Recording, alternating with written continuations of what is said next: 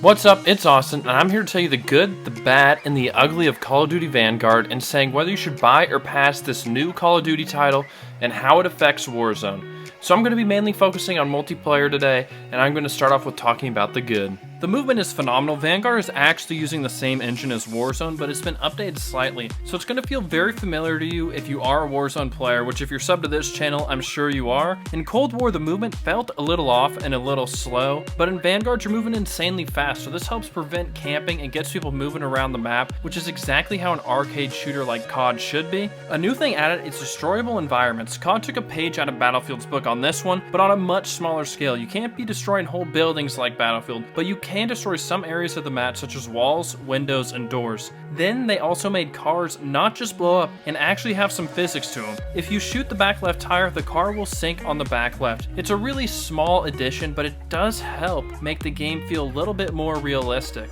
Now, the game is beautiful. I don't need to talk about this too much, but the game looks so much better than Modern Warfare 2019 or Cold War. The game looks good even when you're getting wrecked, so at least it's nice on the eyes. The gunsmith is back and better than ever. The whole create a class system is much more nuanced now with 10 attachments per weapon, making you really think about how to make the best class setup. But probably my favorite part is the new detail section on attachments. As you guys know, I do weapon stats videos for Warzone, and this section will tell you what percentage it affects each stat. If you're adding an attachment here, I'll be like, oh, this is going to be plus 3.5%, and then it shows like the actual value difference. So it's a really cool thing that helps you understand what you're actually doing to your gun with your attachments. So I think this little tweak will just make it that much better. And to touch on the campaign super quickly, it is a typical COD campaign. It has some very boring filler missions, but it also has some great peaks that are fun to experience. It's fast-paced and has a decent story. Nothing special, but you'll enjoy it if you've enjoyed COD campaigns in the past. The maps and pacing are good and bad all at once. I'll go over the good part first. All the maps are 3 lanes, which is perfect. That is a formula for all good Call of Duty maps. Be 3 lanes and be small to medium sized. The pacing of the game is a new feature where they have tactical, which is sort of your normal 6v6 mode, to assault, which is going to give you 8 to 12 players, person teams I mean. And then you have blitz, which has all the way up to 24v24, so this is like the biggest multiplayer mode ever for Call of Duty. And it's honestly just crazy. This leads to the game full of action and super fast paced. This is anti-Modern Warfare 2019. If you enjoyed that Call of Duty, Modern Warfare 2019, you probably are not going to like Vanguard at all. Now, transitioning to the bad. The maps and pacing are an issue because some of the maps are meant to be 6v6 while others are meant for 16v16, but they have all the maps in every single style. I played Castle, the World at War remake, which looks beautiful in this game, don't get me wrong. With updated graphics, it's amazing. And it was 24v24, and it was the most awful experience ever to say the least. What Sledgehammer needs to do is make the maps have a set number of players or a range. Castle should have it max, have 12 versus 12 teams, not 24. Honestly, every map is kind of messed up with 24-person teams. You'll get it if you play the game. Then there are some huge maps that pop up with 6v6, and it's super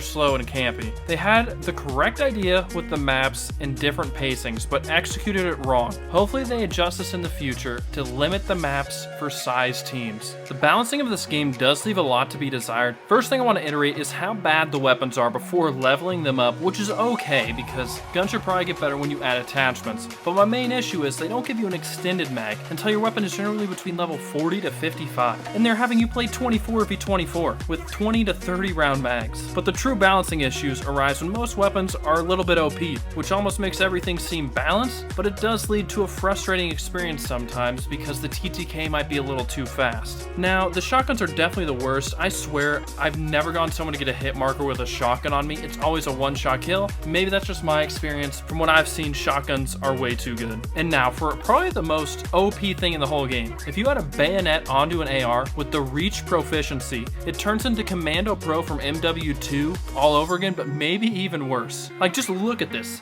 I've got clips up on the screen right now. Like, what the hell is happening? Look at this crazy thing. It was sort of fun to use, but I'd rather it not be in the game. But the weapons aren't the biggest issue when it comes to balance. It's going to be the perks. The worst worst offender is going to be the forward intel perk that JGod made the whole video about. It tells you exactly where the enemy is spawning, which leads to being easily spawn trapped. Everybody needs to run forward intel, and it leads to a lot of deaths right when you spawn. Then you'll have perks like Fortified that are useless. It's sort of like Flak Jacket from previous CODs, but it only reduces explosive damage by 15%, and grenades are super weak to begin with in this game, and it won't save you from a rocket launcher being shot at you. And grenades don't kill you when you don't have the perk, so it doesn't save you from grenades because you're saved regardless of having the perk, and then rocket launchers kill you whether you have the perk or not. So there's things that are super OP like forward intel, and then perks like Fortified that are completely useless. So they have a serious balancing issue, and they're going to need to make their perks more even across the board. And to just touch on zombies super quickly, I've only played it a couple times, but this is probably the worst installment of zombies ever. Currently there's 0 Easter eggs within the game, which they said they're going to be adding some in, but currently there's 0 Easter eggs, and they have no pack-a-punch. The game is also way too easy. Like, honestly, you can just use a basic shotgun and easily get through all the waves. Definitely do not get this game for zombies until they update the mode. Then, if we're going to go over to the kill streaks, they aren't very great and are generally super annoying. The dogs are the only kill streak that's actually awesome. You know, classic good old dogs from old Call of Duty. But by far, I think the most annoying kill streak is going to be the mortar barrage. It doesn't really kill anyone ever, but it lasts for about 20 seconds and makes it so you can't see anything around it. I'll probably try to pull up a clip on screen right now so you can see it. It's just like constant bombs going off. It's just like stirring up dust and dirt across your whole screen, so you can't really see through it. And then there's also a firebomb that's a bigger kill streak, but at least this one will kill some people. But it's just like huge walls of flames that you can't see through. Overall, the kill streaks aren't very effective, and they're just sort of there to be an annoyance. Probably the worst issue that is solvable is going to be the spawn system. I debated putting this in the ugly section, but since this is fixable, I figured I'd throw it in here. It gets truly horrific in the blitz modes. You'll spawn in behind enemies or vice versa. They just randomly plop you somewhere on the map, and half the time you don't even take a step and you're already being shot. Now, part of this is going to be forward intel, but part of this is because you'll literally spawn directly in front of enemies. I'm going to throw some clips up on screen of some of the really bad spawning system problems that they have. So people just are going to pop up in front of your eyes. It's crazy. I've never seen this issue really arise in COD before. I think a lot of that has to do with the size of the teams and the modes and the size of the maps, because they don't have them limited, and because of the forward intel, there's like a couple problems all leading to it being catastrophic with spawning. If you're in a small map, don't make it 14v14, don't make it 16v16, like try to keep it down to like 10 or less players per team, and maybe this will get fixed. But this is by far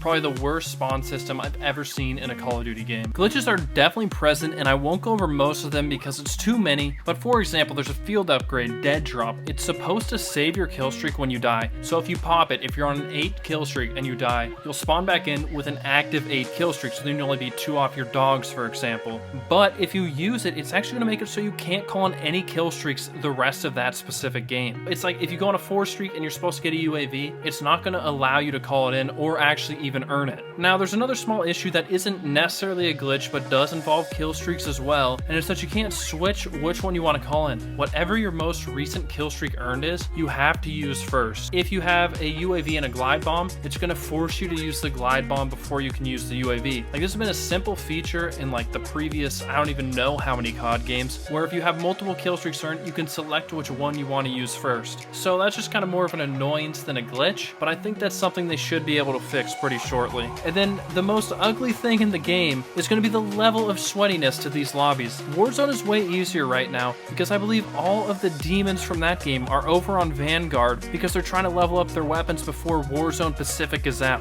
That is part of my motivation to play this game as well right now, because with how sweat-filled these lobbies are, it's not exactly fun playing COD champs every public match you're trying to play. I do want multiplayer to be fun again, but that is a little hard to do with the thick skill-based matchmaking that they're still super stuck on having in the game. It's just for like these casuals. Like, I mean, I'm a casual player when it comes to multiplayer, and I have been for years. Like, I don't really try to be the best player there is. I just want to play and have fun, but because I'm above average at the game, I'm going to get these insane lobbies where I have to try to actually do well. Casual COD is dead unless you're really bad and get good lobbies. Now, finally, overall, I'm going to give my verdict on whether I think you should be buying Vanguard or not. I do think it has a lot of potential with the speed of the game, like the movement being super fast. There's way less camping than in the previous couple of Call of Duties, having having 3-lane maps with the fast-paced action is what made Call of Duty great back in the day, and there is a few issues with balancing and spawns and getting rid of skill-based matchmaking. If they did those 3 things, I think this game would be amazing. But I think 2 of those will happen. Skill-based matchmaking will still be there, but balancing and spawns is something that can be fixed. So this game could be getting a lot better in the near future. And my verdict is, if you play Warzone a lot, you should definitely buy this game so you can get your weapons leveled up, because let me tell you what, they take forever to do that, and if you're trying to solely level them up in Warzone,